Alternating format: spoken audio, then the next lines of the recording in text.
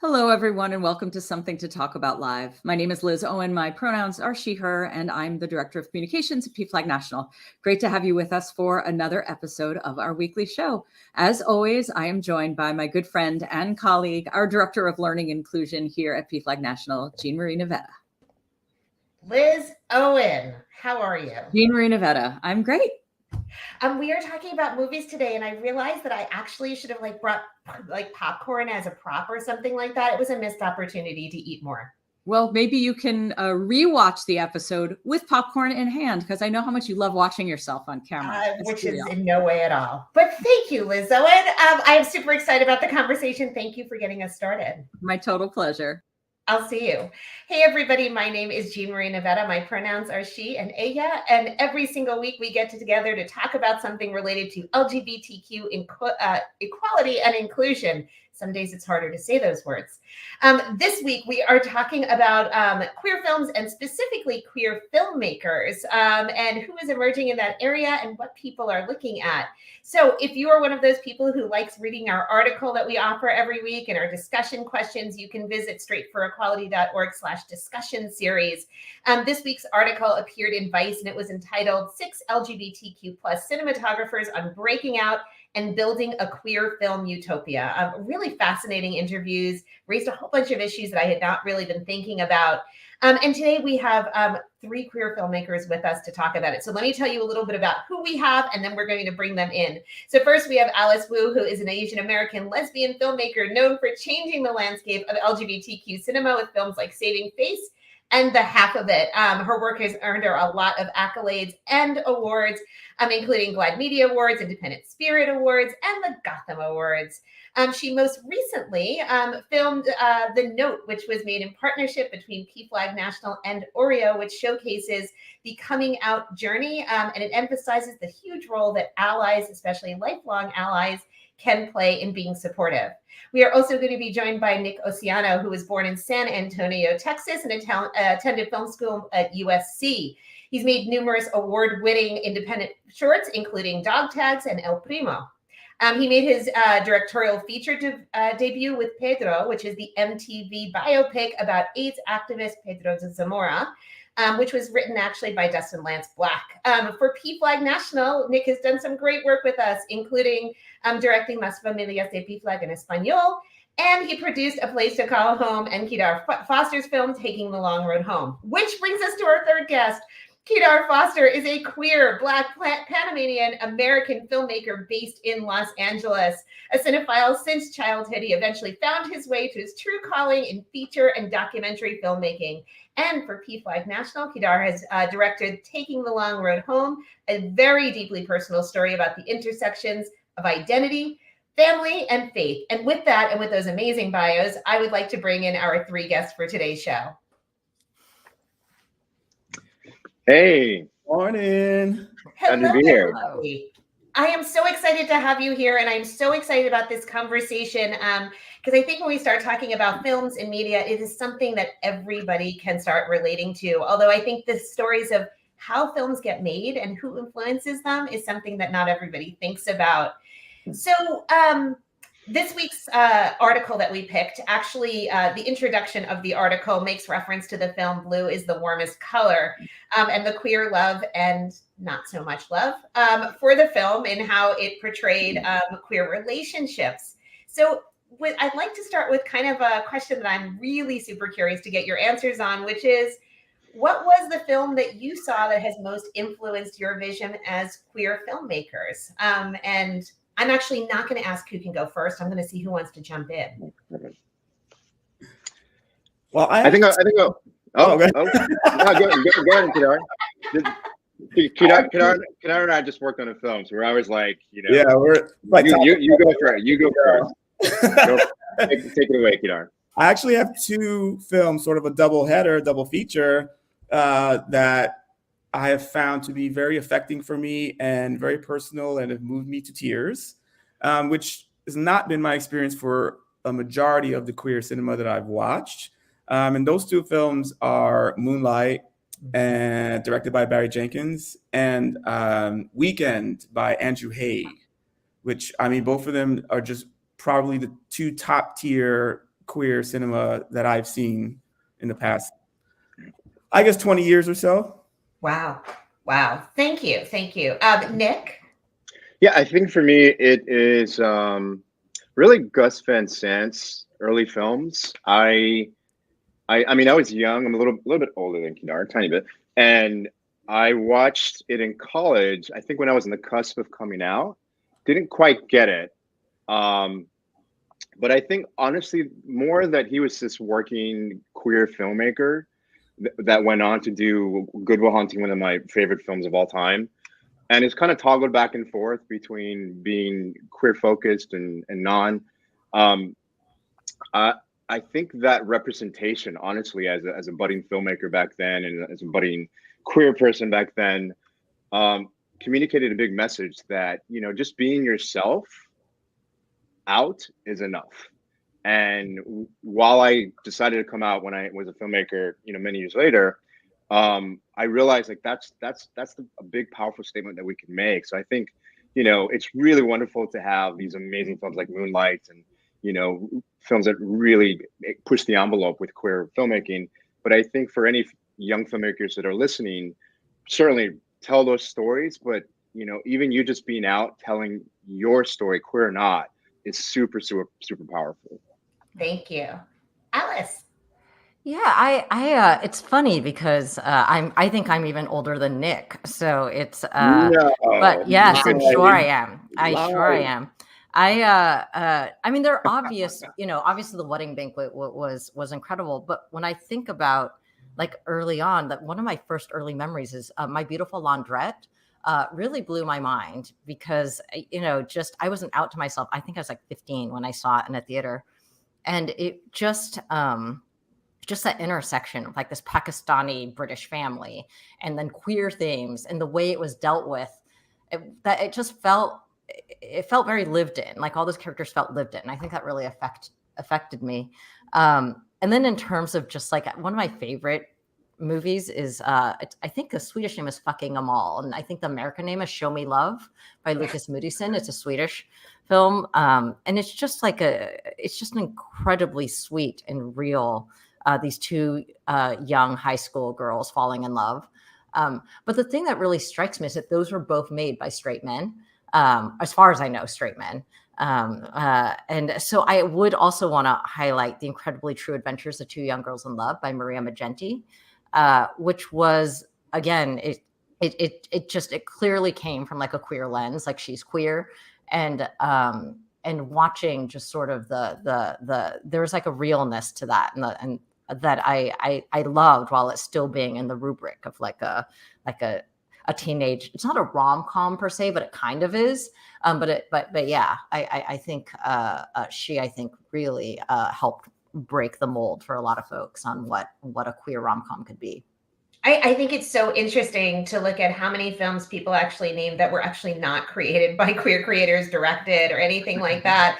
And that was sort of one of the fascinating things, I think, about the kickoff of this article about the criticisms of blue is the warmest color and why that happened. Also, I just need to note that my little Gen X soul is so happy right now. It's overflowing. It really is. You know, the article that we looked at this week kind of had the origin stories of how some cinematographers got into the industry. And sometimes the stories were a little bit unexpected. Sometimes they raised issues that I think people don't think about. So like superheroes, I would love to hear what your origin story of breaking into the film industry was. So how did it start? How did you get there? What was kind of the big moment that got you in? And once again, I'm going to watch people battle it out to see who goes first. Alice, you want to start? Wow. Okay. Nick is clearly the alpha in this conversation. No, I'm a teacher. I'm a teacher. I want to like. Teacher. Okay. So that's a nice way to say alpha. I was actually a computer scientist I got my degrees in computer science. I spent my 20s designing software. I ended up writing a script it was a night class I was taking for fun, because at that point I'd been working like 100 hours a week. And then all of a sudden the internet boom happened and no one knew how to monetize the internet. And so I went from like working 100 hours a week to just like coming into work and having really boring like meetings where we would talk about our mission statement, but there was not actually anything to deliver. So I took a night class. I ended up writing a script in that class, which turned out to be my first film, Saving Face. And long story short, the teacher on that, thank you, that the teacher and that basically, because at the end I was like, oh, this is a mess, forget it. And he was like, actually, this isn't as bad as you think it is. And I'm actually kind of interested in optioning the script. And I was like, I don't know what that means. And he was super honest. He was like, listen, the truth is, if I sold this down in Hollywood, it's not going to be Asian. It will not be gay. There will be no Mandarin in it. And probably it won't even get made. Like the thing about Hollywood is even if you sell something, which is a big if, it probably will just sit there for years. And it's like a money play. And I was like, well, if I could make money, I'd stay in computer science. Like that's not like if there's any chance this could get made, I have a very specific idea of how I want it made. And he said, all right, well, you need to quit your job and you need to move to New York or LA immediately and learn what it takes to direct this. Because in film, that's the only shot you have at somehow getting your vision across. So I ended up doing that. I quit my job. I moved to Brooklyn. I'd saved enough money at that point where I was like, I'll live on $40,000 a year for 5 years and try and get this made. I didn't go to film school, but I worked on a lot of grad film shorts for free and trained as an editor. And then I won a screenplay award contest where eventually I found financing, and that's when made Saving Face, and it was like a Toronto Sundance film that Sony Classics released. And then then I left the industry to take care of my mom for 10 years. And then I wrote my second film, which ended up being the half of it. And so then I'm somehow back from the dead. That's basically what it is. Always opportunities for resurrection, it seems. Yes. Yes. Thank you. You were never dead. You were dormant. You were never dead. Hibernating. I like that. I like that. Thank you. Nick? Yeah, I really want to see your films, Alice. I'll be a little more beta. I'll back off and not be the alpha. I'm not no, I love it. I love a good alpha. That we like. So for me, I try to make it short. For me, it was like 20 odd years ago. Is right after 9/11. Kind of woke me up. I'd always wanted to be a filmmaker as a young kid, but I grew up poor and working class, and I'm like, that's not responsible. And so I was sort of moved back home to San Antonio, living with my parents. I mean, just in the movie version of my life, I was just like at the low point, right? Just all hope is lost. And unfortunately 9/11 happened, and it really woke me up. So I took this artist way class, which just turned me upside down. And I realized back then I needed to give this filmmaker thing a shot. Like my family, they're mechanics and military, and I was the weird, creative, artistic one. And anyway, so long story short, I got into film school at USC. I actually finished my undergrad, then got into film school. And what really sort of launched me was I participated in this organization called Project Involve, or this program from Film Independent. And it was there that I met my first big film mentors, Wash Westmoreland and the late Richard Glatzer, two of the best people in the world. And they had just done a few years prior this film called Qiydaar, which won a couple Sundance Awards. I really loved their film, and they were on the fence about mentoring. And so Wash is from Britain, so I very cheesily wrote this British pun-filled email, like pleading for them to like consider at least a meeting with me to mentor me. And long story short, it worked. We really, really hit it off. And so they were actually approached to direct the film Pedro, which was about the queer activist Pedro Zamora. And so they had mentored me on my second short called El Primo.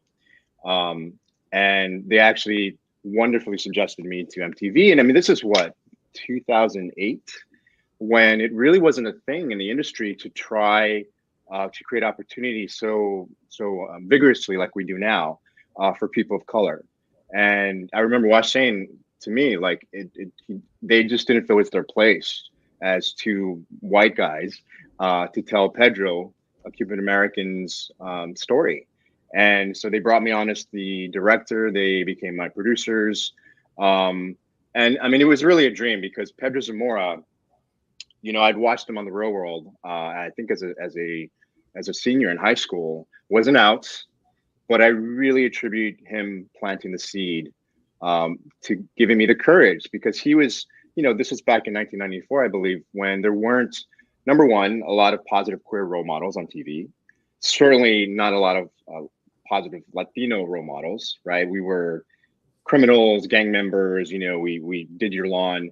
And to see someone who, yes, happened to be queer, happened to be Latino, but he was Pedro.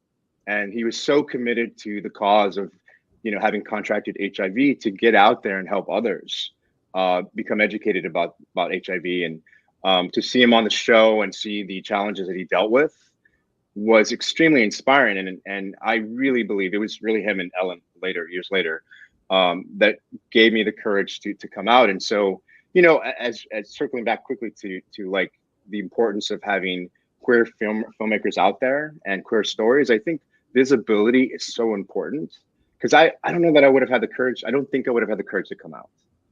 But anyway, I was able to do that feature, learned a lot, baptism by fire.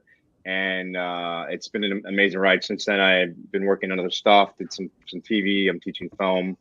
But I'm resurrecting myself as a filmmaker and really kind of taking a break from teaching to get back into my own project. So that is my origin story. Thank you. Qiydaar. It's so funny that you bring up Pedro, because I was probably about 14 and I was watching The Real World, and he was the first person that I saw on TV that had HIV. And it kind of humanized it for me, because all the messaging I was getting at that time was, if you're gay, you're going to get AIDS, you're going to die. And it was such a scary specter hanging over everything. And I saw him on TV, and it was like, oh, people, we're just people, So that's kind of funny that we have that through line with the Pedro Zamora thing. But for me, I grew up watching films. I loved films. It was my escape. But I always had a corporate 9-to-5 job, because I always had this idea in my head that filmmaking was for all those white guys with money in Hollywood who knew people. And I was poor. I didn't know anyone who made films. I didn't have any encouragement.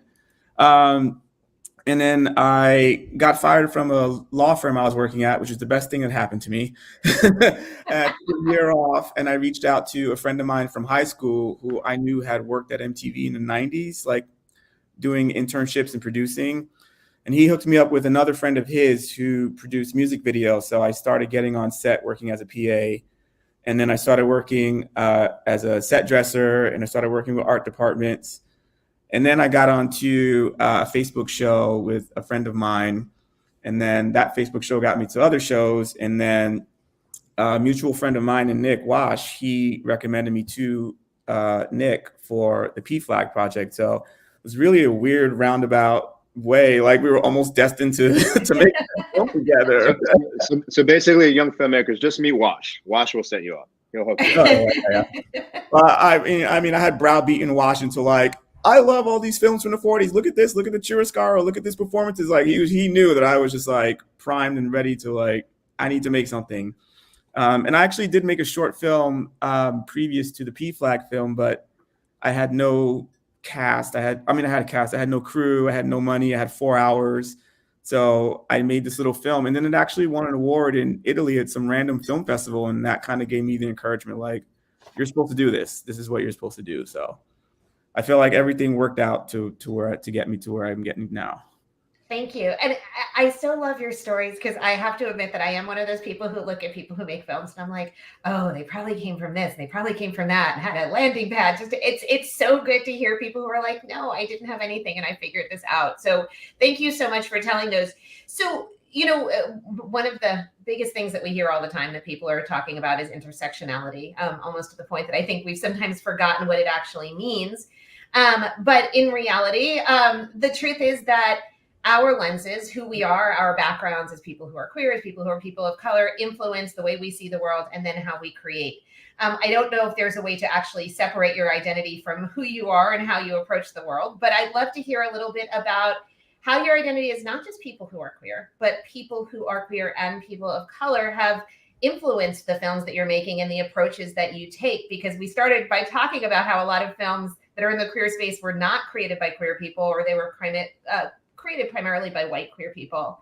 And once again, going to step back and see who jumps up for this one first. Hopefully someone will. But that's the question. So how does your identity, you know, these dual identities and multiple identities influence your work? I'll jump in. I think for me, you know, I've been making films for about 15 years, and for me, I started making queer Latino films. Because it's so interesting. Back then, the industry was not as inclusive and diverse, and I was always fearful that I was, you know, telling these stories that were too gay, too Latino. And I remember one of my early screenwriting mentors, professors at USC, was like, Nick, that's your goal. That's what makes your story unique. Yes, learn the universal fundamentals of storytelling, but like that's what's going to set you apart. And it was scary because, you know, nobody was hunting down queer BIPOC filmmakers and funding their projects back then. But I'm glad I had that mentorship, and it helped me develop my voice. And so when I started my first films, my queer, coming out stories, my Latino stories were needing to come out. And I think just like the industry, 20, 30 years ago, it also, the queer community, filmmaking community needed to get the coming out stories. But I think both as a person and also a member of this queer community, I feel like we can always, make a good coming out story, but I think pushing the envelope of like, well, what else is there to just being queer, right? What else is there to do just being a person of color? And so for me, especially in the last few years, I've moved towards just genre stuff. I'm working in sort of Jordan Peele, like elevated horror and some thrillers, and but I'm always inclusive. I always typically have a significant queer character as a lead or a co-lead. I always include diversity in terms of like issues that are important to me as a Latino person. But I think at this point, I'm at that place where it's just a part of me. It's not that I need to say something in particular about these identities. But again, I think taking the Gus Van Sant model, I think just incorporating it into the stories is my approach. But at the same time, I mean, I love these young filmmakers. I mentor young filmmakers now who are like, I'm queer, I'm this, I'm that. And they pour their blood, sweat, and tears onto the page. And we need those too. So wherever you're at, just get it shot, write it, produce it, it's all great. Thank you. I think for me, I'm still working out a little bit of struggle and anxiety about being put in a singular box. I don't want to just be the Black filmmaker. I don't want to just be the queer filmmaker. When I think of the great filmmakers, it's always what they made, and then their identities are sort of secondary to the art. And I want to walk on that path. And so I'm still figuring out what the balances are. How queer is this film going to be? How Black is this film going to be? I don't want to feel how Latin is this film going to be. Like, I don't want to feel like I'm shortchanging any part of myself in a way. So I'm still figuring out that balance. But aside from the PFLAG film, everything that I've done and that I'm writing now, it's all sci-fi. So I'm thinking maybe that's how I'm going to figure out what my balances are. Because sci-fi is great because there's a bit of a remove. You can tell honest stories with a little bit of fantastical element, and that gives you a little bit of remove to sort of feel your way around. So that's where I'm at currently. Well, and I think that was part of the original intention of intersectionality, was to say that you can't separate those things. They're absolutely indivisible from who we are. And yet I think we've kind of lost how complex that can become. Alice, what about you? Yeah, I think maybe because I've never been in the industry, I've always been in the periphery. Like, I don't live in LA. I don't, obviously, I don't know, 17 years ago when Saving Face came out, who the hell thought that movie would get made, right? Like, nowadays it'd be like, oh, definitely. But then, I guess the thing is, anytime I've written a script, I mean, now things are a little bit different, but the two films I made, I never thought those movies were going to get made. So I really write to better understand myself and to better understand the world I'm in. And there's usually a question I'm trying to work out. And it's not so much that I'm thinking, here is a queer Asian story. It's more that I'm trying to figure out that question. And so I write something that is helping me go through that process. And it just turns out that you know, the specificities I might use are drawn. I mean, it's funny because neither film is autobiographical. I didn't live in those places. None of those things happened to me, but emotionally they're extremely true.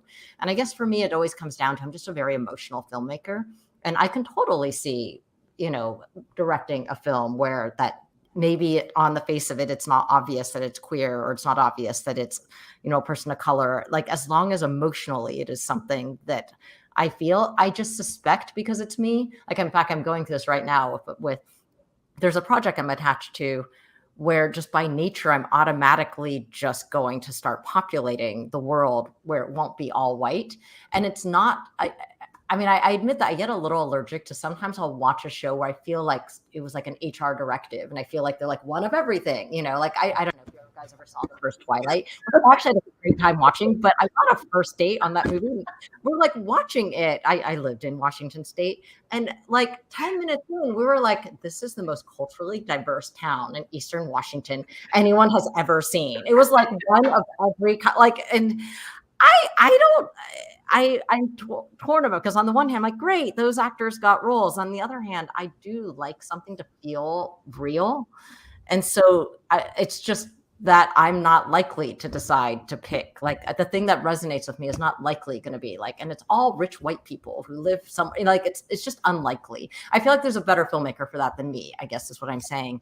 And sort of to what Nick is saying, I do believe in the sort of law of temporality, that there is a time and a place for things. Like, I would never make Saving Face today.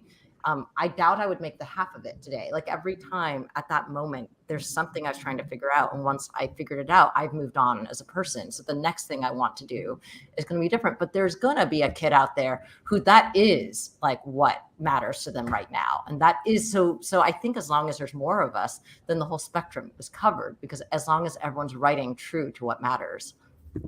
Yeah, and it's so many more options. I think about being a teenager, and the options of what you could see in queer film were limited. And at the time, everything for me, because of my age, was about HIV and AIDS. There was nothing except for that. And we celebrated if it was a good movie about that. But beyond that, there wasn't a whole lot.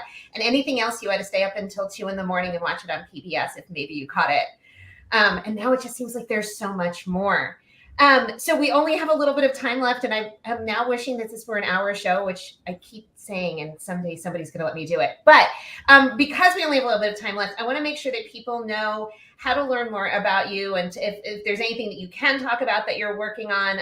If people would like to learn a little bit more about your work, where should they be looking? And once again, I'm leaving this in the free for all mode. I'm Director Key on all the social things. And you can watch my PFLAG film, pflag.org/longroadhome. And I'm currently writing a sci-fi film called These Scars Are Mine, about 2 veterans dealing with PTSD and queerness. So hopefully I can get some funding for that and get that out there. And that's where I'm at right now. Thank you. Come on out. Okay, good. Nick, go ahead, please. I didn't want Alice to yell at me. Okay, who's the real alpha here? Anyway, right, I know. Let's just go there. I didn't want to say it. Yeah, if you just look at my name, Nick Oceano, you'll be taken to my website. You can see some of my work. For me, I'm working on my first TV pilot. It's called Suicide Sam. It's a riff off the Pied Piper of Hamelin's story. It's about suicide spirit that manifests itself as a boogeyman in South Texas, and how it attacks these Latino immigrant communities, and how a jaded TV radio journalist comes back to his hometown where it's taking place to try to solve the mystery. So Awesome. having fun with that. that. See that. Oh, cool. Can't wait to get it out there. I mean, like at the moment, I'm actually shooting an episode of a limited series. I'm not really a TV episodic director, but it's fun. I love being on set. So I'm doing that, but I am writing my own stuff. And to be totally honest, I'm just someone who, Like it's not there yet, and maybe it'll be there, maybe it'll never get there, in which case if it never gets there, then I'll just have 2 films. If it does get there, then I'm going to do everything I can to get it made. But I just turned 52 yesterday. I have a very sort of weirdly, I don't know, I don't feel like the world owes me a film. I feel like if I never made another thing, the world is going to be fine. There's so much content out there. So for me, it's like every time I make something, it's like such a big sacrifice. I'm very keenly aware of the sacrifice in my life. So I guess my hope would be, I mean, I do love, like maybe periodically I'll direct or I'll get to direct a pilot or something. But I hope, my deep hope is that one of, this thing I'm writing eventually turns into something, and then I'll, maybe 15 years from now, and then I'll desperately try and get it made. And if not, then I'll just be doing improv and making scones and spending time with my family and friends, I guess. There's way worse ways to live, but I hope whatever it is does happen. Thank you all so much. Thank you for giving people what they needed. What didn't exist for so many of us is now accessible because of people like you. So I just so appreciate you. And please, if you ever have anything new that's coming out, let us know, because we'd love to let people know about it. But thank you so much for being with us. Thank you. Thank you. Thank you so much. Jean-Marie. This was super fun. Thank you. Thanks. Well, everybody, that wraps up another show. That was so much fun. We really do need longer shows sometimes. Anyway, we will be back with another fantastic show next week. Just a quick reminder, if you want to lead with love, you've got to read with love. So make sure you are visiting us at pflag.org/readwithlove so you can help get some of those great, important LGBTQ-centered stories out there. We end the same way every single week, reminding you to run fast, laugh hard, and most of all, be kind. If you need anything, visit us at pflag.org. Otherwise, we will be back next week with something to talk about live again. My name is Jean Marie Navetta, and I'll see you next week.